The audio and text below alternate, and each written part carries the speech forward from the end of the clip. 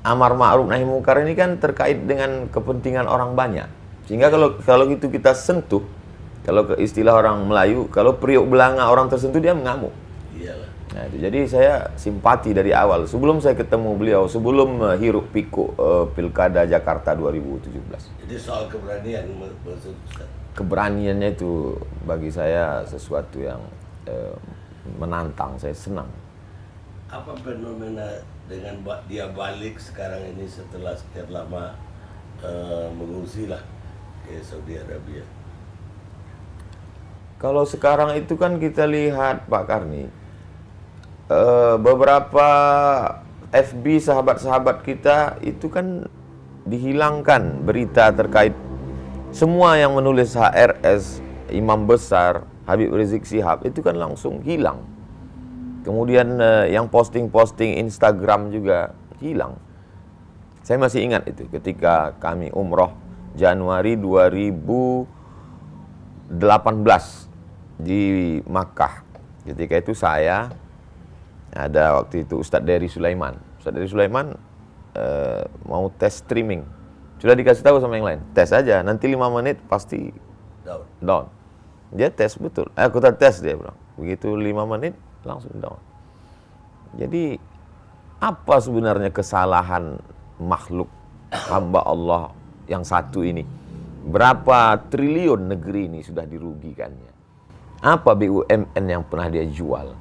Jadi bagi saya itu sesuatu sehingga sampai menyebut namanya pun, menulis namanya pun.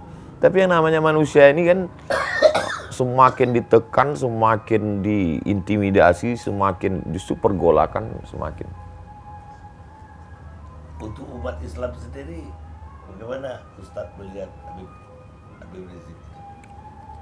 Umat Islam ini kita mengajarkan di sekolah-sekolah dari mulai MDA sampai ke Universitas Islam, kita mengajarkan tentang integritas, tentang kejujuran, tentang keadilan, tentang bagaimana bersikap terhadap penguasa. Tapi kemudian santri-santri itu dalam tanda kutip bisa melihat hipokrit.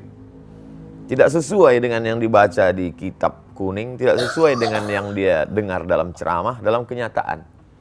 Maka dia menggantungkan satu harapan, sosok yang dia rindukan. Dan itu terjawab pada diri Habib Rizik Syihab. Jadi sebab itu kalau ada orang bertanya, apa rahasia di balik manusia bisa menyambut beliau sedemikian ramai? Ada yang mengatakan 3 juta di airport itu.